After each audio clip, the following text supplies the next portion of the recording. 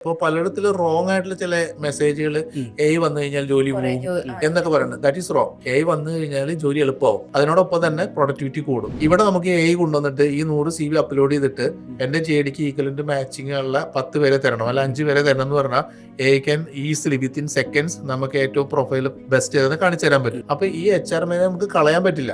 ഈ HR മേനയുടെ പണി എളുപ്പമാക്കാം, പക്ഷെ ഇതൊക്കെ ഇവരെ എഡ്യൂക്കേറ്റ് ചെയ്യണം. ഇത് എഡ്യൂക്കേറ്റ് ചെയ്യിക്കാൻ ശ്രമിക്കാതിരിക്കുമ്പോൾ അങ്ങനത്തെ സ്ഥാപനങ്ങൾ പുറകോട്ട് വരും.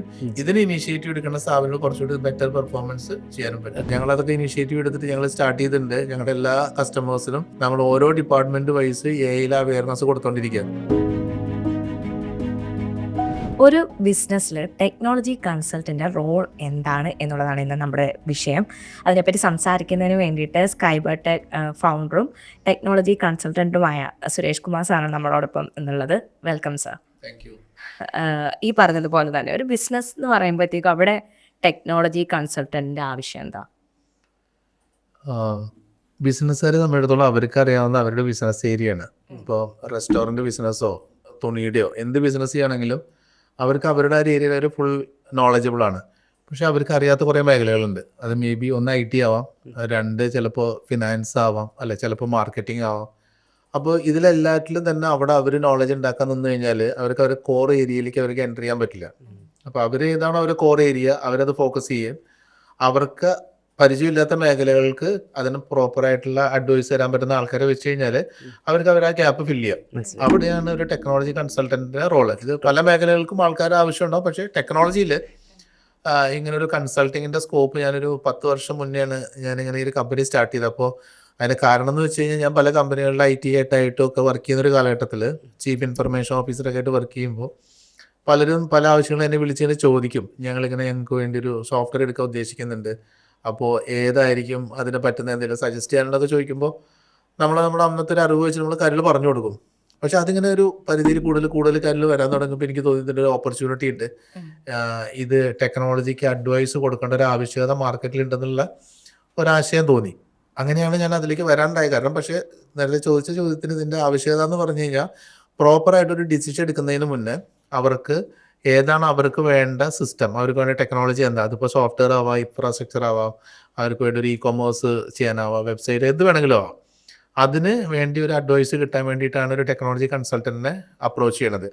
അതിപ്പോൾ അതിനൊരു എക്സാമ്പിൾ വെച്ച് പറയുകയാണെങ്കിൽ നമ്മളിപ്പോൾ ഒരു വീട് പണിയാനാണെങ്കിൽ നമുക്ക് ചിലപ്പോൾ കല്ല് പണി ചെയ്യുന്ന ആൾക്കാർ പെയിൻറ്റുകാരൊക്കെ നമുക്കറിയാം. നമുക്ക് വേണമെങ്കിൽ നേരെ അവരെ വിളിച്ചിട്ട് വീട് പണിത് തുടങ്ങാം. പക്ഷെ അവിടെ നമ്മളൊരു പ്ലാൻ വരച്ച് ചെയ്യുകയാണെങ്കിൽ നമുക്ക് കുറച്ചുകൂടി ക്ലാരിറ്റി ആയി. എല്ലാവരും പ്ലാൻ വരച്ച് നമുക്ക് ഇത്ര സ്ക്വയർ ഫീറ്റ് ആണ് വീട് പണിയുന്നത് എന്നൊക്കെ ഉള്ളൊരു പ്ലാൻ വരച്ച് ഈ പ്ലാൻ കൊടുത്തു കഴിഞ്ഞാൽ ചെയ്യുന്ന ആൾക്ക് കുറച്ചുകൂടി ക്ലാരിറ്റിയോട് കൂടി ഈ പ്രോജക്റ്റ് ചെയ്യാൻ പറ്റും. അതേപോലെ നമുക്ക് അത് തന്നെ ചിലപ്പോൾ കുറച്ചുകൂടി അടുത്തൊരു ലെവലിൽ ഒരു ആർക്കിടെക്റ്റിനൊക്കെ വെച്ച് ഒരു 2D ഒരു 3D ചെയ്ത് അതിൻ്റെ ഒരു വിഷ്വലൈസേഷനൊക്കെ ചെയ്ത് കഴിഞ്ഞാൽ നമുക്ക് കുറച്ചും കൂടിയും ആ പ്രോജക്റ്റിനെ പറ്റിയൊരു ധാരണ കിട്ടിയതിന് ശേഷമായിരിക്കും നമ്മൾ പൈസ ഇൻവെസ്റ്റ് ചെയ്യണത്. അപ്പോൾ ഇന്നത്തെ കാലഘട്ടത്തിൽ പ്രത്യേകിച്ച് വീട് ഇതൊക്കെ പണിയുമ്പോൾ എല്ലാ ആൾക്കാരും ഇതൊക്കെ ചെയ്യുന്നുണ്ട് അല്ലേ. അപ്പോൾ അതിലുള്ള ബെനിഫിറ്റ് എന്താണ്, ഞാൻ താമസിക്കാൻ പോകുന്ന അല്ലെങ്കിൽ ഞാൻ പണിയാൻ പോകുന്ന ബിൽഡിംഗ് ഇങ്ങനെയായിരിക്കും, ഇതിലുള്ള ഫെസിലിറ്റികൾ ഇതൊക്കെ ആയിരിക്കും എന്നൊക്കെ മനസ്സിലാക്കിയതിന് ശേഷം ഇൻവെസ്റ്റ് ചെയ്യണം. പിന്നെയുള്ള കറക്ഷൻസ് വളരെ ചെറിയ ശതമാനമായിരിക്കും. പക്ഷേ ഈ പ്ലാനിങ് ഇല്ലാതെ നമ്മളൊരു ഇൻവെസ്റ്റ്മെൻറ്റ് ചെയ്ത് കഴിഞ്ഞ് ഒരു പണിത് കഴിഞ്ഞാൽ നമ്മൾ ലാസ്റ്റിലെത്തുമ്പോൾ പലപ്പോഴും കാണാറില്ലേ, ചുമര് മാറ്റണം, ഡോറ് മാറ്റണം, വിചാരിച്ച പോലെ പിന്നെ നമുക്ക് സൗകര്യങ്ങൾ കുറവാണ്.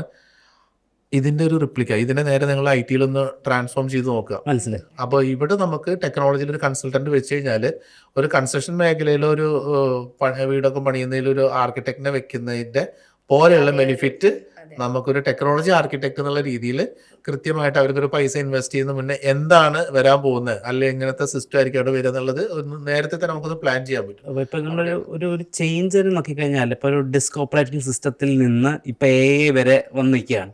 അപ്പം ആ ടെക്നോളജിയിലുള്ള ഒരു ചേഞ്ച് അപ്ഡേഷൻ ഉണ്ടല്ലോ. ഇത് ഇപ്പം ഇനി നമ്മൾ പറഞ്ഞ നെക്സ്റ്റ് AI സൂപ്പർ ഇന്റലിജൻസിന്റെ കാലഘട്ടത്തെ കുറിച്ചൊക്കെ സംസാരിച്ചുകൊണ്ടിരിക്കുമ്പോൾ എന്തായിരിക്കും as A consultant, technology consultant ഭാവിയിൽ വരാൻ പോകുന്ന ഒരു ഭീകര ചേഞ്ച് എന്ന് പറഞ്ഞു കഴിഞ്ഞാൽ ഒന്നുള്ളത് ടെക്നോളജി വളരെ ഈസി ആയി മാറി. കാരണം ഏത് ആൾക്കാർക്ക് അഡോപ്റ്റ് ചെയ്യാം ടെക്നോളജി. പണ്ട് ടെക്നോളജി നമ്മൾ പറയില്ല, ഒരു സിസ്റ്റം ഇംപ്ലിമെന്റ് ചെയ്യാൻ അത് അറിയുന്ന ഒരുപാട് ആൾക്കാർ വേണം. ടെക്നിക്കലി നമുക്ക് വളരെ ഈസി ആയിട്ട് പഠിക്കാനും ഇംപ്ലിമെന്റ് ചെയ്യാനും പറ്റുന്ന ഒരു സാഹചര്യത്തിലേക്ക് ഇന്ന് ടെക്നോളജി എത്തിയിട്ടുണ്ട്.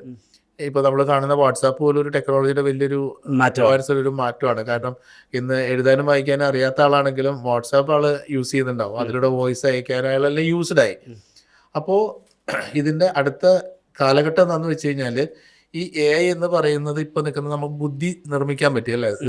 പണ്ട് മനുഷ്യന്റെ മാത്രം അവകാശമായിട്ട് നിന്നിരുന്ന തലച്ചോറിനകത്ത് കണ്ടിരുന്ന ബുദ്ധി എന്ന് പറയുന്നത് ഇന്നിപ്പോ ഒരു മിഷന്റെ ഉള്ളിലേക്ക് മിഷൻ ലേണിംഗ് വഴി ബുദ്ധി ക്രിയേറ്റ് ആയി. ഇനി ഇതിനെ കൊണ്ട് നമുക്ക് പ്രവൃത്തികൾ ചെയ്യിക്കാം. മനുഷ്യൻ ചെയ്തിരുന്ന പ്രവൃത്തികളില്ലേ, അതിന് ഈ ബുദ്ധി ഉപയോഗിച്ച് മെഷീൻ ചെയ്യുന്നതാണ് അടുത്ത ചേഞ്ച്. ഇപ്പൊ നടന്നുകൊണ്ടിരിക്കണമെങ്കിൽ പോലും റോബോട്ടിക്സ് ആയിരിക്കും നമ്മുടെ പല കാര്യങ്ങളും നിയന്ത്രിക്കുക. അത് നമ്മളിപ്പോഴും റോബോട്ടിക്സ് പറയുമ്പോൾ ഒരു മനുഷ്യന്റെ രൂപത്തിൽ ഒരു യന്ത്രത്തിനെ അങ്ങനെയല്ല കാണണ്ട. അത് ചിലപ്പോൾ ഒരു ക്യാമറ ആയിരിക്കാം, ചിലപ്പോൾ ഒരു എക്യുപ്മെന്റ്, എന്ത് വേണമെങ്കിലും ആവാം. അതെല്ലാം തന്നെ ഒരു റോബോട്ടിക്സ് രീതിയിലുള്ള മാറ്റമാണ് വരാൻ പോകുന്നത്. അത് പല രീതിയിലുള്ള പുതിയ തൊഴിൽ സാധ്യതകൾ, അല്ലെങ്കിൽ മനുഷ്യന് ചെയ്യാൻ പറ്റാത്ത പല കാര്യങ്ങളും വളരെ സമയത്തിന് തീർക്കാനും ഒക്കെ ഉള്ള രീതിയിലുള്ള മാറ്റങ്ങളായിരിക്കും വരാൻ പോകുന്നത്. നമ്മൾ ഈ IT അല്ലെങ്കിൽ ഇൻഫർമേഷൻ ടെക്നോളജി അല്ലെങ്കിൽ കമ്പ്യൂട്ടർ ആപ്പ് സോഫ്റ്റ്വെയർസിനെ കുറിച്ചൊക്കെ സംസാരിക്കുമ്പോൾ എപ്പോഴും ഉള്ള ഒരു പോയിന്റ് ആണ് നമ്മുടെ സെക്യൂരിറ്റി അല്ലെങ്കിൽ നമ്മുടെ ഡാറ്റ പോകുന്നതിന്റെ കാര്യം. എപ്പോഴും ഫേസ് ചെയ്യുന്ന ചോദ്യം. ഇപ്പം ഫേസ്ബുക്ക് ആണെങ്കിലും പോലും ഏത് കമ്പനി ആണെങ്കിൽ പോലും ഈ ഡാറ്റ സെക്യൂരിറ്റിയുടെ പേരിൽ നിറയെ ചോദ്യങ്ങൾ ഫേസ് ചെയ്തിട്ടുണ്ടായിരിക്കും. അപ്പം എങ്ങനെയാണ് നമ്മൾ ഒരു കമ്പനിക്ക് അല്ല ഒരു ഓൺട്രപ്രണറിന് തന്റെ സോഫ്റ്റ്വെയർ ഈ ഡാറ്റ ലീക്കേജ് ഉണ്ടാകാതെ വർക്ക് ചെയ്യാൻ പറ്റുക? ഇതെന്ന് വെച്ചാൽ ഇപ്പൊ ഈ ചോദിച്ച ചോദ്യം വളരെ ഇമ്പോർട്ടന്റ്. കാരണം എന്താന്ന് വെച്ച് കഴിഞ്ഞാല് ആൾക്കാർ അവെയർ അല്ല എന്റെ ഡാറ്റ സെക്യൂർഡ് ആണോ അല്ലയോ എന്നുള്ള കാര്യങ്ങൾ ആൾക്കാർ അവെയർ അല്ല. അവെയർ അല്ലാത്തതുകൊണ്ട് ഇവർ വിചാരിക്കുന്നത് എന്റെ ഡാറ്റ ഇവിടെ പോകുന്നില്ല എന്നുള്ളതാണ്. കാരണം നമ്മുടെ നാട്ടിൽ നോക്കിക്കഴിഞ്ഞാൽ ഇപ്പോൾ അക്കൗണ്ട്സ്, ഫിനാൻസ് ഓഡിറ്റിന് വേണ്ടിയിട്ട് നമ്മുടെ ഓഡിറ്റേഴ്സിനെ അപ്പോയിന്റ് ചെയ്യും അല്ലെ. ഓഡിറ്റേഴ്സ് പീരിയോഡിക്കലി വന്ന് നമ്മുടെ ഡോക്യുമെന്റ്സ് എല്ലാം വാലിഡേറ്റ് ചെയ്യും. വർഷാവസാനം ഓഡിറ്റഡ് ബാലൻസ് ഷീറ്റ് അപ്ലോഡ് ചെയ്യും. അപ്പൊ അത് ഓഡിറ്റഡ് ബാലൻസ് ഷീറ്റ് അപ്ലോഡ് ചെയ്യണം, എന്നാലേ TDS കാര്യങ്ങളൊക്കെ ക്ലിയർ ആവുള്ളൂ എന്നുള്ളൊരു സിസ്റ്റം ഉള്ളതുകൊണ്ട് നമ്മളത് ഓഡിറ്റും കാലത്ത് വൃത്തിക്ക് ചെയ്തു പോകണം. ഈ ഓഡിറ്റിന് വേണ്ട ഡേറ്റ എല്ലാം ജനറേറ്റ് ആവുന്നത് ഇതിലൂടെയാ, ടെക്നോളജി കൂടെ അല്ലെ. SAP ആവാം, മൈക്രോസോഫ്റ്റ് ഡൈനാമിക്സോ എക്സലോ ടാലി എന്തോ ആയിക്കോട്ടെ, ഇതിന്റെ ഉള്ളിലൂടെയാണ് ഈ ഡാറ്റ എല്ലാം ജനറേറ്റ് ആയി വരുന്നത്. ഈ ഡാറ്റ ജനറേറ്റ് ആയി വരുന്ന ഈ സിസ്റ്റം അല്ലേ, ഇത് കറക്റ്റ് ആണോ അല്ലയോ, ഈ സിസ്റ്റംസ് പ്രോപ്പറായിട്ട് ഫങ്ഷനിങ് ആണോ, ഇതിന്റെ ഉള്ളിലൂടെ ജനറേറ്റ് ആവുന്ന റിപ്പോർട്ടുകൾ കറക്റ്റ് ആണോ, ഇതിലെന്തെങ്കിലും തടസ്സങ്ങളോ ഇതിലെന്തെങ്കിലും ബഗ്ഗുകളോ കിടക്കുന്നുണ്ടോ, ഇതിലൂടെ എന്റെ ഡാറ്റ നഷ്ടപ്പെടുന്നുണ്ടോ എന്നുള്ളത് ഓഡിറ്റ് ചെയ്യണം. ഓഡിറ്റ് ചെയ്ത് ഉറപ്പുവരുത്തണം എന്നുള്ളൊരു നോളജ് നമ്മുടെ ഇടയിൽ കുറവാണ്. അത് പ്രത്യേകിച്ച് ഫിനാൻസ് ബിസിനസ് ചെയ്യുന്ന കുറച്ച് സ്ഥാപനങ്ങൾ, ബാങ്കുകൾ, അങ്ങനത്തെ നോൺ ബാങ്കിങ് സെഗ്മെന്റുകൾ, അവിടെയൊക്കെ RBI ഒക്കെ ഇത് വളരെ ഇൻസിസ്റ്റ് ചെയ്യുന്നുണ്ട്.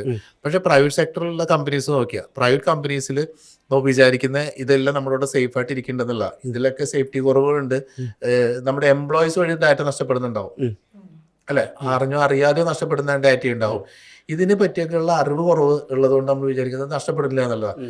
ഒരു എക്സാമ്പിൾ പറഞ്ഞു കഴിഞ്ഞപ്പോൾ ഫിസിക്കലി ഈ ഇരിക്കുന്ന മൈക്ക് ഞാൻ ഇവിടുന്ന് കൊണ്ടുപോയി കഴിഞ്ഞാൽ നിങ്ങൾക്ക് ഇത് ഇവിടെ കാണുന്നതിൽ സുരേഷ് ഇവിടെ കുറച്ച് മുന്നേ വന്നിരുന്ന് സംസാരിച്ച് ആൾ പോകുമ്പോൾ ദൂരി കൊണ്ടുപോയിട്ടുണ്ടാവും. അപ്പൊ അതും നഷ്ടപ്പെട്ടു എന്നറിയാം. പക്ഷെ ഇത് കൊണ്ടുപോയാൽ ഇതുപോലെ ഒരു മൈക്ക് കൂടി ഇരിക്കേണ്ടെന്ന് വെക്കുക, അപ്പൊ നിങ്ങൾ അറിയില്ലോ എന്ത് കൊണ്ടുപോയെന്നുള്ളത്. ഡാറ്റ ഇതുപോലെയാ, ഡാറ്റ ഒരു പ്രാവശ്യം മോഷ്ടിച്ചാൽ ഡാറ്റ അവിടെ ഇരിക്കുന്നുണ്ടാവും. അത് ഏത് സോഴ്സ് കൂടെ വേണമെങ്കിലും മോഷ്ടിച്ചാൽ നമ്മുടെ റിയൽ ഡാറ്റ അവിടെ ഇരിക്കുന്നുണ്ടാവും. അതുകൊണ്ട് തന്നെ ആൾക്കാർ വിചാരിക്കുന്നത് ഇതൊന്നും നഷ്ടപ്പെടില്ല എന്നുള്ളതാണ്. നഷ്ടപ്പെടുന്നുണ്ട്. അതിന് പ്രോപ്പർ ആയിട്ടുള്ള IT ഓഡിറ്റ് കൊണ്ടുവരുന്ന സൈബർ സെക്യൂരിറ്റി, ഡാറ്റയുടെ സെക്യൂരിറ്റി ആണെങ്കിലും ഇൻഫർമേഷൻ സെക്യൂരിറ്റി ആണെങ്കിലും ഇതിനൊക്കെ കൃത്യമായിട്ട് ഒരു പോളിസി ഓരോ ഓർഗനൈസേഷൻ്റെ ഉള്ളിലും ബിൽഡ് ചെയ്യണം. ഈ പോളിസികൾ ബിൽഡ് ചെയ്തിട്ട് പീരിയോഡിക്കലി 3 monthsലോ 6 monthലോ അത് മീറ്റ് ചെയ്യുന്നുണ്ടോ, നടക്കുന്നുണ്ടോ എന്നൊക്കെ കൃത്യമായിട്ട് മോണിറ്റർ ചെയ്യാൻ വേണം. ഞാൻ ഇതിനൊരു എക്സാമ്പിൾ കൂടി പറഞ്ഞുതരാം. അപ്പോൾ നമ്മൾ ഫോർ എക്സാമ്പിൾ ഇപ്പോൾ നിങ്ങൾക്ക് ഇവിടെ അങ്ങനെ കമ്പ്യൂട്ടറും ലാപ്ടോപ്പൊക്കെ ഉണ്ട്, ഇതിനൊരു കംപ്ലൈന്റ് വന്നു. അപ്പോൾ കസ്റ്റമറെ നമ്മൾ വിളിക്കുന്നു, നമ്മുടെ വെണ്ടറെ അരച്ച് വിളിക്കുന്നു. അവർ വന്നിട്ട് നോക്കിയിട്ട് പറയും ഇത് സിസ്റ്റം കൊണ്ടുപോയി സർവീസ് ചെയ്യേണ്ടി വരും. ഓക്കെ, നിങ്ങൾ കൊടുത്തു.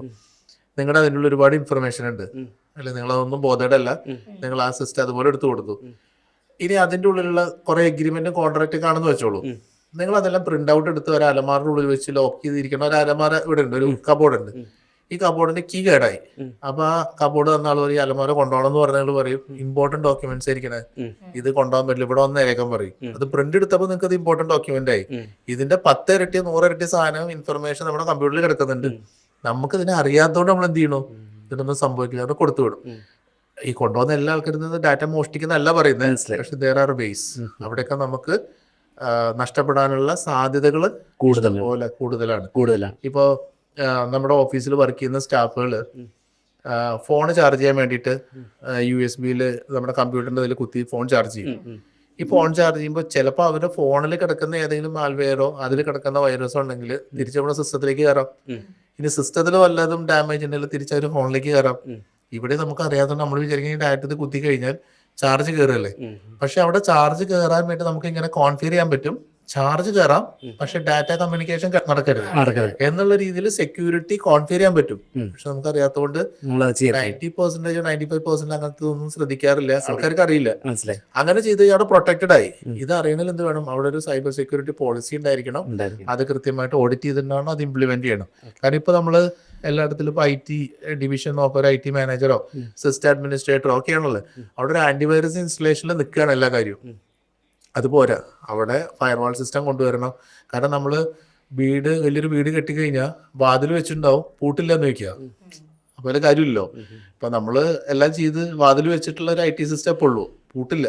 ആ പൂട്ട് വേണമെങ്കിൽ ആ പൂട്ട് പ്രോപ്പറായിട്ട് വർക്ക് ചെയ്യുന്നതിൽ നോക്കാൻ കൃത്യമായിട്ടുള്ള ഓഡിറ്റുകൾ നടക്കണം. സെക്യൂരിറ്റി ഏരിയയിൽ ഭയങ്കര ഒരു ഗ്യാപ്പ് നമ്മുടെ സൊസൈറ്റിയിലുണ്ട്, മാർക്കറ്റിലുണ്ട്. അത് എന്റർപ്രണേഴ്സ് മനസ്സിലാക്കണം. എൻ്റെ സിസ്റ്റം എത്രത്തോളം സെക്യൂർഡ് ആണ്, അത് ഞാൻ എങ്ങനെ ഇമ്പ്രൂവ് ചെയ്യാം. അവിടേക്കാണ് എക്സ്പീരിയൻസ് ഉള്ള ടെക്നോളജി കൺസൾട്ടന്റ്മാരുടെ പിന്നെ റിലവൻസ് വരുന്നത്. നമ്മളിപ്പോ എത്രയൊക്കെ പറഞ്ഞാലും ചിലവർക്ക് കാണൂല അഡാപ്റ്റ് ചെയ്യാൻ ഒരു ബുദ്ധിമുട്ട്. ഓക്കെ നോക്കാം എന്നൊരു മൈൻഡ് വെക്കുന്ന ആൾക്കാരാണ് ഇപ്പൊ കൂടുതലും. ഞാനിത് സ്റ്റാർട്ട് ചെയ്യുന്നു, ബാക്കി വരുന്നതെല്ലാം നോക്കാം എന്നൊരു മൈൻഡാണ് കൂടുതൽ ആൾക്കാർക്ക്. അപ്പം അങ്ങനെയുള്ളവരാണ് ശരിക്കും സത്യം പറഞ്ഞാൽ ഏറ്റവും കൂടുതൽ ബുദ്ധിമുട്ടിലേക്ക് പോകുന്നത് അല്ലെങ്കിൽ പ്രശ്നത്തിലേക്ക് പോകുന്നതെന്ന് പറയാം അല്ലേ? അതെ. കാരണം അവര് ആ അറിവില്ലാത്തത് കൊണ്ട് അവർ പറയുന്നത് പിന്നീട് നോക്കാം, ഇതിന് പ്രയോറിറ്റി കുറച്ച് വയ്ക്കും, അത് പിന്നെ നോക്കാന്നല്ലോ. പക്ഷെ ഒരു ഓർഗനൈസേഷൻ അയാളുടെ ബിസിനസ് ടെക്നോളജിയിൽ കൺട്രോൾ ചെയ്യാൻ ഉദ്ദേശിക്കുന്നുണ്ടെങ്കിൽ അയാളുടെ ഫസ്റ്റ് പ്രയോറിറ്റി ടെക്നോളജി സെക്യൂർഡ് ആക്കുക എന്നുള്ളതായിരിക്കണം. അത് അവിടെ ഉപയോഗിക്കുന്ന ഡേറ്റ, അത് ഏതൊക്കെ രീതിയിൽ എംപ്ലോയീസിൽ എവിടെയൊക്കെ കൺട്രോൾ ഉണ്ട്, ഏത് ലെവൽ വരെ ആക്സസ് എംപ്ലോയീസിന് കൊടുക്കണം. ഒരു എക്സാമ്പിൾ പറഞ്ഞു കഴിഞ്ഞാൽ പല സ്ഥാപനത്തിനുള്ള സോഫ്റ്റ്വെയർ പറയും, ഓൺലൈനാണ് ഞങ്ങളുടെ സോഫ്റ്റ്വെയർ, എനിവെയർ ആക്സസ്, എനിക്ക് എവിടുത്തെ വേണമെങ്കിലും യൂസർ നെയിം പാസ്വേഡ് വെച്ച് ലോഗിൻ ചെയ്ത് എനിക്ക് വർക്ക് ചെയ്യാം. That is good.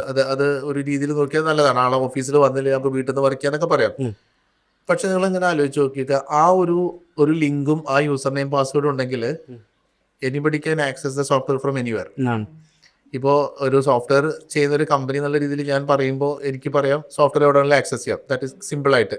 പക്ഷെ അതിന്റെ ഇൻസെക്യൂരിറ്റി എന്ന് പറയുമ്പോൾ എനിവെയർ ആക്സസ് എന്ന് പറയുമ്പോൾ അവിടെ അങ്ങനെ ഒരു സെക്യൂരിറ്റി മെഷർ ഉണ്ട്. അപ്പോൾ നമ്മൾ പറയും സാധാരണ ഇത് AWS ഹോസ്റ്റ് ചെയ്തിരിക്കുന്നത്, ഇതിൽ ഡുവൽ ഫാക്ടർ ഓതന്റിക്കേഷൻ ഇങ്ങനത്തെ കാര്യങ്ങളൊക്കെ ഉണ്ടെങ്കിലും ഇവിടെയൊക്കെ ചില ട്രസ്റ്റിന്റെ ഫാക്ടേഴ്സ് ഉണ്ട്. അത് ഞാൻ എംപ്ലോയീസ് എല്ലാവരും അങ്ങനെയൊന്നും പറയുന്നില്ല.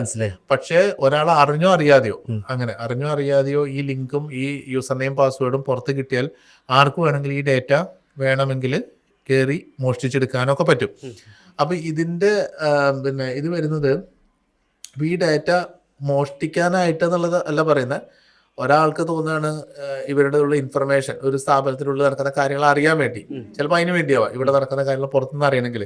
അപ്പൊ ഇവിടെ അങ്ങനെ ഞാൻ പറഞ്ഞ കുറവ് എവിടെയെന്ന് വെച്ച് കഴിഞ്ഞാൽ ഈ ഡാറ്റ പബ്ലിക്കലി ഇന്റർനെറ്റിൽ എക്സ്പോസ്ഡ് ആണ്. ഇപ്പോൾ നിങ്ങളൊരു ബാങ്കിന്റെ സിസ്റ്റം, ഒരു ബാങ്കിന്റെ സോഫ്റ്റ്വെയർ നമുക്ക് നമ്മുടെ യൂസർ ലോഗിൻ തന്നിട്ടുണ്ട്, അതെനിക്ക് ഫോണിലോ എവിടെ നിന്ന് വേണമെങ്കിലും ആക്സസ് ചെയ്തിട്ട് എനിക്ക് എന്റെ ഇൻഫർമേഷൻ കിട്ടാം. പക്ഷെ ഒരു ബാങ്ക് മാനേജർക്ക് പുറത്തൊരു കഫേയിൽ പോയിട്ട് ലോഗിൻ ചെയ്ത് അയാളുടെ എല്ലാ കസ്റ്റമേഴ്സിന്റെയും ഡാറ്റ കാണാനോ ആ ബാങ്കിന്റെ ഓപ്പറേഷൻ പുറത്തുനിന്ന് ആക്സസ് ചെയ്യാനോ പറ്റില്ല. അത് റെസ്ട്രിക്റ്റഡ് ആണ്. ആ ബാങ്കിന്റെ എവിടെയാണോ അവർക്ക് അലോ ചെയ്തിരിക്കുന്നത് അവിടെ മാത്രമേ ആ സോഫ്റ്റ്വെയർ ആക്സസ് ഉണ്ടായിരിക്കുള്ളൂ. അതിനെ VPN എന്നൊക്കെ പറയാം, വെബ് ആക്സസ് ഫയർവാള്, VPN എന്നൊക്കെ പറയാം. ആ രീതിയിൽ പ്രൊട്ടക്ട് ചെയ്യണം നമ്മുടെ ആപ്ലിക്കേഷൻ ഓവർ ഇന്റർനെറ്റിൽ എക്സ്പോസ് ചെയ്യാതെ. കോർ ആപ്ലിക്കേഷൻ ആണ് ഞാൻ പറയുന്നത്. കോർ എന്ന് പറയുമ്പോൾ നമ്മുടെ ഫിനാൻഷ്യൽ ഡാറ്റ എല്ലാം കിടക്കുന്ന കോർ ആപ്ലിക്കേഷൻ നമ്മുടെ എൻവയോൺമെന്റിൽ കിട്ടുന്ന രീതിയിൽ റെസ്ട്രിക്ട് ചെയ്യണം. അത് ഇവിടെ നോക്കുമ്പോൾ മിഡ് ക്ലാസ് SME ലെവലിലെ ആൾക്കാരിൽ നോക്കിയാൽ 90% അത് എക്സ്പോസ്ഡ് ആണ് ഓവർ ഇന്റർനെറ്റിൽ. ആ എക്സ്പോസ്ഡ് ആയിട്ടുള്ള ഒരു സിസ്റ്റം ആൾക്കാർക്ക് ഹാക്ക് ചെയ്യാൻ എളുപ്പമുള്ള വഴിയുണ്ട്. മനസ്സിലായി? നമ്മൾ വാതിൽ തുറന്നു വെച്ചിരിക്കുക. അതായത് നേരത്തെ പറഞ്ഞത് വാതിൽ ചാരി വെച്ചിട്ടുണ്ട്. ഞാൻ വിചാരിക്കണം ആരും കൂടി കയറില്ല എന്ന്. പൂട്ടില്ല. ആ പൂട്ടില്ലാത്തതുകൊണ്ട് ആൾക്കാർക്ക് വേണമെങ്കിൽ കയറിയെടുക്കാം, നമ്മൾ അറിയുന്നില്ല. മനസ്സിലായി? ഇപ്പം പൊതുവെ കാണുന്ന ഒരു സംഭവമാണ് ഹാക്കിംഗ് എന്ന് പറയുന്നത്. നമ്മളുടെ ഒരു മീഡിയം ലെവൽ ബിസിനസ് ആണെങ്കിൽ കുഴപ്പമില്ലായിരിക്കും. പക്ഷെ ഒരു ഹയർ ലെവലിലേക്ക് നിൽക്കുന്ന പല ബ്രാൻഡുകളുടെയും അവരുടെ ഇത് ഹാക്ക് ചെയ്ത് പറ്റുന്നുണ്ട്. അപ്പം നമുക്കൊരു ഹാക്ക് വരുന്നത് നമുക്ക് തടയാൻ പറ്റുമോ? അത് നമുക്ക് അറിയാൻ പറ്റുമോ? അറിയാൻ പറ്റും. അവിടെയാണ് നമുക്കൊരു ആന്റിവൈറസിനെ ഒരിക്കലും ഒരു ഹാക്കിനൊന്നും പിടിക്കാൻ പറ്റില്ല. ഇല്ല. അതേസമയം നമ്മുടെ ഡാറ്റ ഇരിക്കുന്ന സ്ഥലത്ത് നമുക്കൊരു ഫയർവാൾ സിസ്റ്റം ഉണ്ടെന്ന് വെക്കുക. ഓക്കെ. ഈ ഹാക്ക് ചെയ്യുന്നതിന് അതിൻ്റെതായിട്ടുള്ള ചില മെത്തേഡ്സ് ഉണ്ട്. അതായത് ആൾ പല പ്രാവശ്യം ട്രൈ ചെയ്തിട്ടായിരിക്കും കയറുന്നത്. ചിലപ്പോൾ ഒരു ഓഫ് ടൈമിൽ നമ്മൾ സ്റ്റാഫുകളൊന്നും വർക്ക് ചെയ്യാത്ത ഒരു ടൈമിലായിരിക്കും ചിലപ്പോൾ ഹാക്കേഴ്സ് നോക്കുന്നത്. അപ്പൊ ഈ പ്രൊഫൈല് അല്ലെങ്കിൽ ഈ പറയുന്ന ലോഗ് ഈ ഫയർവാള് സ്റ്റഡി ചെയ്യും. ആ ഫയർവാളിന് ഒരു അൽഗോരിതം ഉണ്ട്. ഇതൊരു റിയൽ യൂസർ ആണോ അതോ ഇതൊരു ഹാക്കറിന്റെ രീതിയിലാണോ ഇങ്ങോട്ട് കയറാൻ നോക്കുന്നത്. അങ്ങനെ നോക്കിയിട്ട് അയാൾക്ക് അവരെ വേണമെങ്കിൽ അവിടെ ബ്ലോക്ക് ചെയ്യണമെങ്കിൽ അവർക്ക് ബ്ലോക്ക് ചെയ്യാം, അല്ലെങ്കിൽ നമ്മളെ അലേർട്ട് ചെയ്യാം ഇങ്ങനെ ഒരു അറ്റാക്ക് വന്നുകൊണ്ടിരിക്കുന്നുണ്ട്. മേ ബി ചിലപ്പോൾ ഔട്ട്സൈഡ് ഇന്ത്യ, നമുക്ക് പറയാം എന്റെ ആപ്ലിക്കേഷൻ ഇന്ത്യയിൽ മാത്രമേ യൂസ് ചെയ്യുന്നത്. അപ്പൊ ഇന്ത്യയുടെ പുറത്തുനിന്നുള്ള ഒരു IP ഒരു അറ്റാക്ക് വന്നു കഴിഞ്ഞാൽ ദിസ് ഫയർവാൾ ക്യാൻ ബ്ലോക്ക്. അപ്പൊ ഇങ്ങനെയുള്ള കാര്യങ്ങളൊക്കെ ചെയ്യാനാണ് ഞാൻ നേരത്തെ ഇനീഷ്യലി പറഞ്ഞത്. ഒരു ഫയർവാൾ സിസ്റ്റം പേര് പോലെ തന്നെയാണ്. ഫയർവാൾ എന്നുള്ളത് നമ്മുടെ ഡാറ്റേനെ പ്രൊട്ടക്ട് ചെയ്യണം. അപ്പൊ പലപ്പോഴും ആൾക്കാർ ഞാൻ സംസാരിക്കുന്ന ചില സ്ഥലങ്ങളിലൊക്കെ അനുഭവങ്ങളാണ്, നമുക്ക് ആന്റിവൈറസ് പോരെ, ഫയർവാൾ വേണോ എന്ന് ചോദിക്കുന്നത്. എന്റെ ഡാറ്റ പ്രൊട്ടക്ട് ചെയ്യാൻ വേണ്ടി നമ്മളിത് പറയുന്നത്. അപ്പൊ അവിടെ ഈ പറയുന്ന പോലെയുള്ള കുറവുകൾ അല്ലെങ്കിൽ ഈ പറയുന്ന പോലെയുള്ള ഫയർവാൾ സിസ്റ്റം കൊണ്ടുവരുമ്പോഴാണ് നമുക്കത് പ്രൊട്ടക്ട് ചെയ്യാൻ പറ്റുക. ഇപ്പം നമ്മൾ ഈ എങ്ങനെ ചെയ്താലും ഇപ്പം നേരത്തെ പറഞ്ഞ ഒരു കമ്പ്യൂട്ടറാണ്, നമുക്ക് കൂടി പോയ കുറച്ച് കാര്യങ്ങൾ അതിനകത്ത് ഡോക്യുമെന്റ്സ് സേവ് ചെയ്യുന്നത് മാത്രമേ ഉള്ളൂ, എൻ്റെ പ്രോസസ്സ് അതിലല്ല എന്ന് ചിന്തിക്കുന്നവരുണ്ടല്ലോ. അപ്പം നമ്മളിപ്പോ ഇനിയിപ്പോ ഉള്ള ലോകം എയുടെ ലോകത്തിലൂടെയാണ് പൊക്കോണ്ടിരിക്കുന്നത്. അപ്പം എന്ത് ബിസിനസ് ആണെങ്കിലും ആ ഒരു എയുടെ ഇൻഫ്ലുവൻസോടുകൂടി ചെയ്ത് കഴിഞ്ഞാൽ കുറച്ചുകൂടി ബെറ്റർ ആയിട്ട് ചെയ്യാൻ പറ്റുമെന്ന് ചിന്തിക്കുന്ന ആൾക്കാർ കൂടുതലായിരിക്കും ഇനി അങ്ങോട്ട്. അപ്പോൾ അവിടെ ഇനി ഫേസ് ചെയ്യാൻ പോകുന്ന വിഷയങ്ങൾ എന്തൊക്കെയായിരിക്കും? ഒരു ഈ പറഞ്ഞ പോലെ എന്തും എ കൊണ്ട് ചെയ്യാൻ പറ്റും. അങ്ങനെ സിറ്റുവേഷനിൽ എന്തായിരിക്കും ഒരു ഇഷ്യൂസ് ഫേസ് ചെയ്യാൻ പോകുന്നത്? ഇഷ്യൂ ഫേസ് ചെയ്യുന്ന ട്രഡീഷണൽ ബിസിനസ് ചെയ്യുന്ന ആൾക്കാര് ഞാൻ ഇങ്ങനെ ചെയ്യുള്ളൂ, ഞാൻ എന്റെ സിസ്റ്റം ഇങ്ങനെ ഇത് ഓക്കെ ആണെന്ന് പറഞ്ഞു പോകുമ്പോ പുതുതായിട്ട് വരുന്ന ഒരാള് ഈ പറയുന്ന എയും കാര്യങ്ങളൊക്കെ പഠിച്ച് മനസ്സിലാക്കിയിട്ടായിരിക്കും ആള് വരുന്നത്. ആള് കഴിഞ്ഞ 10 കൊല്ലം കൊണ്ട് ഇവരുണ്ടാക്കി കൊടുക്കുന്ന സിസ്റ്റവും കാര്യങ്ങളും ആൾക്ക് 10 മാസം കൊണ്ട് ചെയ്യാൻ പറ്റും. അപ്പോൾ ഈ പഴയ ആളുകൾ ആ പഴയ സിസ്റ്റം ഫോളോ ചെയ്ത് നിന്ന് കഴിഞ്ഞാൽ ന്യൂ കമേഴ്സിന് കുറച്ചുകൂടി ഫാസ്റ്റ് ആയിട്ട് അവർക്ക് കയറി പോകാൻ പറ്റും. പഴയ ആളുകൾ പുറകോട്ട് കുറച്ചായിട്ട് ഇറങ്ങി നിൽക്കേണ്ടി വരും. ഇതാണ് ഒരു ചലഞ്ച് ഫേസ് ചെയ്യാൻ പോകുന്നത്. 2 AI ടെക്നോളജി കൊണ്ടുവന്ന് ഒരു ബിസിനസ് റൺ ചെയ്യുമ്പോൾ നമുക്ക് ഇത് ഉപയോഗിക്കാൻ അറിയാവുന്ന ആളുകളുടെ പരിചയക്കുറവ്, അതായത് AI കൃത്യമായിട്ടുള്ള ഒരു അവയർനെസ്സോ ട്രെയിനിങ്ങിനോ വേണ്ടിയിട്ട് പ്രത്യേകിച്ച് കമ്പനികളൊന്നും ശ്രമിച്ചു തുടങ്ങിയിട്ടില്ല എന്ന് പറയാം. അതായത് AI നമ്മുടെ ഓരോ സ്ഥാപനവും എന്ത് ചെയ്യണം, ഇനിഷ്യേറ്റീവ് എടുക്കണം. എൻ്റെ ഓഫീസിലുള്ള HR ഡിപ്പാർട്ട്മെന്റ് അവർ AI ടൂൾസ് എങ്ങനെ യൂസ് ചെയ്യാം, അവർക്ക് AI ടൂളുകൾ അവരൊരു കമ്പാനിയനെ പോലെ അവരെ ഹെൽപ്പ് ചെയ്യാൻ വേണ്ടി എങ്ങനെ യൂസ് ചെയ്യാന്നുള്ളതിന് ഒരു ട്രെയിനിങ് കൊടുക്കാനും അവയർനെസ് കൊടുക്കാനും വേണ്ടിയുള്ള ശ്രമങ്ങളുണ്ടല്ലോ, അതും കുറവായിട്ട് കാണുന്നത്. അപ്പം ഞങ്ങളതൊക്കെ ഇനിഷ്യേറ്റീവ് എടുത്തിട്ട് ഞങ്ങൾ സ്റ്റാർട്ട് ചെയ്തിട്ടുണ്ട്. ഞങ്ങളുടെ എല്ലാ കസ്റ്റമേഴ്സിനും നമ്മൾ ഓരോ ഡിപ്പാർട്ട്മെന്റ് വൈസ് AI അവയർനെസ് കൊടുത്തോണ്ടിരിക്കുക. ഇപ്പൊ എക്സാമ്പിൾ പറഞ്ഞു കഴിഞ്ഞാൽ ഇപ്പൊ HR ഡിപ്പാർട്ട്മെന്റ്, HR നമുക്കൊരു ബ്രാഞ്ച് മാനേജറുടെ ഒരു വേക്കൻസിയിലേക്ക് നമ്മൾ ഒരു പരസ്യം ചെയ്തു. നമുക്കൊരു 100 ബയോഡാറ്റ കിട്ടി. ഈ 100 ബയോഡാറ്റയിൽ നിന്ന് ഞാൻ ഏറ്റവും ബെസ്റ്റ് ആളെ നോക്കേണ്ടി 100 ബയോഡാറ്റ ഇരുന്ന് തുറന്നു നോക്കി വായിക്കണം. എന്റെ ജോബ് ഡിസ്ക്രിപ്ഷൻ ഏറ്റവും സ്യൂട്ട് ആയിട്ടുള്ള പ്രൊഫൈൽ ഏതാന്ന് അറിയണമെങ്കിൽ ഇപ്പോഴത്തെ രീതി പ്രകാരം 100 വായിക്കണം. ഇവിടെ നമുക്ക് AI കൊണ്ടുവന്നിട്ട് ഈ 100 CV അപ്ലോഡ് ചെയ്തിട്ട് എന്റെ JDക്ക് ഈക്വലന്റ് മാച്ചിങ് ഉള്ള 10 പേരെ തരണം, അല്ല 5 പേരെ തരണം എന്ന് പറഞ്ഞാൽ AI can easily within seconds നമുക്ക് ഏറ്റവും പ്രൊഫൈൽ ബെസ്റ്റ് ഏതെന്ന് കാണിച്ചു തരാൻ പറ്റും. അപ്പൊ ഈ HR മാനെ നമുക്ക് കളയാൻ പറ്റില്ല. ഈ HR മാനയുടെ പണി എളുപ്പമാക്കാം. ഇയാൾ ഒരു ദിവസം 2 ദിവസം ഇരുന്നിട്ട് ഒരു CV ഷോർട്ട് ലിസ്റ്റ് ചെയ്യുന്നതിന് പകരം ഇയാൾക്ക് 2 മിനിറ്റ് അല്ലെങ്കിൽ 1 മിനിറ്റ് കൊണ്ട് ഏറ്റവും ബെസ്റ്റ് CVകൾ ഏതാണെന്ന് കണ്ടെത്തി അവരെ മാത്രമായിട്ട് വേണമെങ്കിൽ ഒരു ഇന്റർവ്യൂവിന് വിളിക്കണം. ആ ഇന്റർവ്യൂവിന് വിളിക്കാൻ ഒരു കോൾ ലെറ്റർ ഉണ്ടാക്കണം. ഇയാളിൽ ഒന്ന് വേർഡിൽ ടൈപ്പ് ചെയ്ത് ഉണ്ടാക്കുന്നതിന് പകരം ഒരു പ്രോംപ്റ്റ് കൊടുത്താൽ അത് generate interview letter for the selected 10 candidates എന്ന് പറഞ്ഞു കഴിഞ്ഞാൽ ആ CV പോയി അവർ അഡ്രസ്സും കാര്യങ്ങളെല്ലാം എടുത്ത് ഇവർക്കുള്ള ഇന്റർവ്യൂ ലെറ്റർ ആയി. ഈ ഇന്റർവ്യൂ ലെറ്റർ കഴിഞ്ഞാൽ നമുക്ക് അടുത്ത് HR ആലോചിക്കാം, ഇയാളുടെ പ്രൊഫൈലിനനുസരിച്ച് കുറച്ച് ക്വസ്റ്റ്യൻസ് ചോദിക്കാൻ വേണ്ടിയിട്ട് എനിക്കൊരു 10-20 ക്വസ്റ്റ്യൻസ് വേണം. അപ്പോൾ ഒന്ന് ബ്രാഞ്ച് മാനേജർ GM ഇന്റർവ്യൂ ചെയ്യുന്നുണ്ട്, ഒന്ന് നമ്മുടെ CEO ഇന്റർവ്യൂ ചെയ്യുന്നുണ്ട്, HR ചെയ്യുന്നുണ്ട്. ഈ 3 ആൾക്കാർക്ക് ചോദിക്കാൻ പറ്റുന്ന ഒരു 10 ക്വസ്റ്റ്യൻ വീതം വേണം. ഒരു പ്രോംപ്റ്റ് കൊടുത്തു കഴിഞ്ഞാൽ 10 ക്വസ്റ്റ്യൻ വീതം കിട്ടി. ഇത് പ്രിന്റ് എടുത്ത് അവർക്ക് കൊടുത്തു. ഇതുകൊണ്ട് സംഭവിക്കുന്നത് നമ്മുടെ HR മാനേജർ പണി എളുപ്പമായി. HR മാനേജറെ കളയും. അപ്പോൾ പലയിടത്തിലും റോങ് ആയിട്ടുള്ള ചില മെസ്സേജുകൾ AI വന്നു കഴിഞ്ഞാൽ ജോലി പോകും എന്നൊക്കെ പറയുന്നത്. That is wrong. AI വന്നു കഴിഞ്ഞാൽ ജോലി എളുപ്പമാവും. അതിനോടൊപ്പം തന്നെ പ്രൊഡക്ടിവിറ്റി കൂടും. ഇനി ഇതിന് മൈൻഡ് സെറ്റ് വെക്കാത്ത ആൾക്കാർ, എനിക്ക് ഇങ്ങനെ ചെയ്യണം എന്നുള്ള ആ മൈൻഡ് സെറ്റ് വെക്കാത്ത ആൾക്കാരുടെ ജോലിയായിരിക്കും പോകുന്നത്. അപ്പൊ ഇങ്ങനെ അക്കൗണ്ട്സിൽ ഇപ്പോൾ നമ്മുടെ മാനേജ്മെന്റ് പറയാണ്, എനിക്ക് ലാസ്റ്റ് ഒരു 3 monthsന്റെ ലോസ് അനാലിസിസോ അല്ലെങ്കിൽ എനിക്ക് ബെസ്റ്റ് പെർഫോമൻസ് ഇല്ലാത്ത പ്രൊഡക്റ്റ് ഏതാ, സർവീസ് ഏതാ എന്നുള്ളതിനൊക്കെ പറ്റിയിട്ട് ഒരു ഡാറ്റ വേണമെന്ന് പറഞ്ഞാൽ ഇവർ ഈ ഡാറ്റ എടുത്ത് എക്സലിൽ ഇരുന്ന് വർക്ക് ചെയ്യണം, ഇല്ലെങ്കിൽ നേരെ സോഫ്റ്റ്വെയറെ വിളിച്ചിട്ട് ഇങ്ങനെ റിപ്പോർട്ട് വേണം. ഇവരെ കയ്യിലുള്ള ഈ ഡാറ്റ എല്ലാം സെയിൽസ് ഡാറ്റയോ എന്താ വെച്ചാൽ അത് കൊടുത്ത് ഒരു പ്രോംപ്റ്റ് കൊടുത്ത് ജനറേറ്റ് ചെയ്യാവുന്ന രീതിയിൽ സിമ്പിളാണ്. ഇപ്പോൾ ഇവർ കൊണ്ട് ഏത് അനലിറ്റിക്സ് റിപ്പോർട്ട് വേണമെങ്കിലും. പക്ഷെ അതൊക്കെ ഇവർ എഡ്യൂക്കേറ്റ് ചെയ്യിക്കണം. ഇത് എഡ്യൂക്കേറ്റ് ചെയ്യിക്കാൻ ശ്രമിക്കാതിരിക്കുമ്പോൾ അങ്ങനത്തെ സ്ഥാപനങ്ങൾ പുറകോട്ട് വരും. ഇതിന് ഇനീഷ്യേറ്റീവ് എടുക്കുന്ന സ്ഥാപനങ്ങൾ കുറച്ചുകൂടി ബെറ്റർ പെർഫോമൻസ് ചെയ്യാനും പറ്റും. ഇപ്പം സ്കൈബർടെക്കിനെ പറ്റി സംസാരിക്കുമ്പോൾ ഇത്രയും കേരളത്തിലെ ലീഡിംഗ് ആയിട്ടുള്ള പല ബ്രാൻഡ്സിനും IT കൺസൾട്ടൻ്റ് ആയിട്ട് വർക്ക് ചെയ്തൊരു കമ്പനിയാണ്. സോ ഇനി വാട്ട്സ് നെക്സ്റ്റ് എന്ന് ചോദിച്ചാൽ എന്തായിരിക്കും ഉത്തരം? വാട്ട് നെക്സ്റ്റ് എന്ന് പറഞ്ഞാൽ ഞങ്ങൾ ഫോക്കസ് ചെയ്യുന്നത് എല്ലാവരും AI എഡ്യൂക്കേറ്റ് ചെയ്യുക എന്നുള്ളത് തന്നെയാണ്. അതായത് എങ്ങനെ ഒരു AI മോഡലിൽ എങ്ങനെ കമ്പനീസിൻ്റെ പ്രവർത്തനങ്ങളെ എളുപ്പമാക്കാൻ പറ്റും എന്നുള്ളത് തന്നെയാണ് ഞങ്ങൾ ഏറ്റവും കൂടുതൽ സ്കൈബർടെക് ഫോക്കസ് ചെയ്യുന്നത്. അതിനു വേണ്ടിയിട്ട് എക്സിസ്റ്റിംഗ് കസ്റ്റമേഴ്സിനും പുതിയ കസ്റ്റമേഴ്സിനും എങ്ങനെ AI ടെക്നോളജി അവരുടെ ബിസിനസ്സിൽ കൊണ്ടുവരാൻ പറ്റും. ഇപ്പോൾ വെരി റീസെൻ്റ്ലി ഞാനൊരു ഫിലിമിന് വർക്ക് ചെയ്യുന്നുണ്ട്. അതായത് ഫുൾ പിന്നെ AI ആ പടം സ്വാമി അയ്യപ്പൻ എന്ന് പറയുന്നത് വിജി തമ്പി സാർ. അതെ വിജി തമ്പി സാർ ആയിട്ട് എവർ ഷൈനിൽ ഇത് ചെയ്യുന്ന എൻ്റെ കൂടെ വിനോദ് എന്നൊക്കെ പറഞ്ഞ ഒരുപാട് പിന്നെ AI നന്നായിട്ട് വർക്ക് ചെയ്യുന്ന ആൾക്കാരാണ് വർക്ക് ചെയ്യുന്നത്. അപ്പോൾ അവിടെ സ്വാമി ശരണം അയ്യപ്പ എന്നുള്ള ഇതിലാണ് പടം വരുന്നത്. അതിലൊറ്റ ഒരു ക്യാരക്ടേഴ്സും അഭിനയിക്കുന്നില്ല, എല്ലാ ക്യാരക്ടറുകളും AI മോഡലിലാണ് ചെയ്യുന്നത്. 2 മണിക്കൂറിൻ്റെ ഒരു പടം ഫുള്ളി AI ബിൽഡ് ചെയ്യുക. അപ്പോൾ അത് എനിക്ക് തോന്നുന്നു ഇന്ത്യയിൽ തന്നെ ആദ്യത്തെ ഒരു സംരംഭമായിരിക്കും, ഒരു ബിഗ് സ്ക്രീനിൽ വരുന്ന ആദ്യത്തെ പടമായിരിക്കും.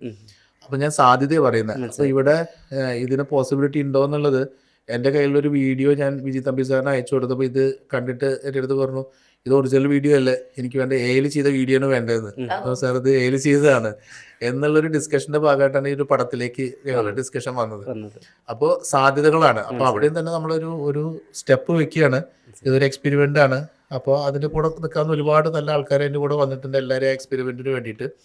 പിന്നെ അതേപോലെ തന്നെ വേറൊരു വലിയ പ്രമുഖ ചാനലിന് വേണ്ടിയിട്ട് അവരുടെ ഏജന്റ് AI കോളിങ്, അവരുടെ ഒരു ഡിവിഷന് വേണ്ടിയിട്ടുള്ള പിന്നെ ആൾക്കാരെ കോൾ വരുമ്പോൾ കോൾ അറ്റൻഡ് ചെയ്യാൻ വേണ്ടിയിട്ട് നമ്മൾ AI ഏജന്റിനെയാണ് ഇൻട്രൊഡ്യൂസ് ചെയ്തിരിക്കുന്നത്. അപ്പോൾ ഒരു 30 പേര് ഇരുന്ന് ചെയ്യുന്ന പണി ഒരു AI ഏജന്റ് ഇരുന്ന് ഹാൻഡിൽ ചെയ്തോളൂ കസ്റ്റമർ കോളുകൾ. അപ്പോൾ അങ്ങനെയുള്ള ഒരുപാട് മേഖലകളിൽ ടെക്നോളജിയുടെ പിന്നെ ഇൻവോൾവ്മെന്റ് വരുമ്പോൾ ജോലി സാധ്യത എന്ന് പറയുമ്പോൾ ചില മേഖലകളൊക്കെ തീരെ ഇല്ലാതെയാവും, പുതിയ മേഖലകൾ തുറക്കും. ഈ AI ട്രെയിൻ ചെയ്യിക്കാനുള്ള ട്രെയിനേഴ്സിന്റെ ആവശ്യം, പ്രോംപ്റ്റ് എഞ്ചിനീയറിംഗ്, അതേപോലെ AI കറക്റ്റ് ചെയ്യാൻ വേണ്ടി ഇങ്ങനത്തെ കുറേ മേഖലകളിൽ ഒരുപാട് സാധ്യതകൾ വരും. ചില ട്രഡീഷണൽ സിസ്റ്റംസ് ഇല്ലാതാവുകയും ചെയ്യും. അപ്പൊ നമ്മളിപ്പോ ആരും പോയിട്ട് STD ബൂത്ത് ഇടാൻ നിൽക്കില്ലല്ലോ. അതേപോലെ ചിലതൊക്കെ നമ്മളിപ്പോൾ നമുക്ക് STD ബൂത്ത് ഇടാൻ ഒരു കോമഡി പോലെ തോന്നുന്ന പോലെ ഇരിക്കും. കുറച്ചു കാലം കഴിയുമ്പോൾ കോൾ സെന്ററിൽ ജോലി കിട്ടുക എന്നുള്ളത് കേൾക്കുമ്പോൾ തോന്നുന്നു കോൾ സെന്ററിൽ ജോലിയോ, അതൊക്കെ AI ചെയ്യുന്നത്. അതേപോലെ കാരണം നമുക്കിനി ഒരു ഫിസിക്കലി ഒരാളെ വിളിച്ചാൽ ചിലപ്പോൾ കിട്ടില്ല, എല്ലാ കോൾ സെന്ററിന് AI ഡ്രിവൺ ആയിരിക്കും. ഓക്കെ, ഇതുപോലെ എല്ലാ ഓണ്ടർപ്രണറിനും അവരുടെ ഒരു വിഷൻ കാണും. അപ്പോൾ ഇപ്പോൾ സ്കൈബർടെക്കിന്റെ ഒരു വിഷൻ സുരേഷ് സാർ സംസാരിക്കുമ്പോൾ ഭയങ്കര എന്താണ് കറക്റ്റ് ക്ലാരിഫൈഡ് ഫോമിലേക്ക് കാണുന്നുണ്ട്. Thanks lot sir for coming to ABC Malayalam. Thank U.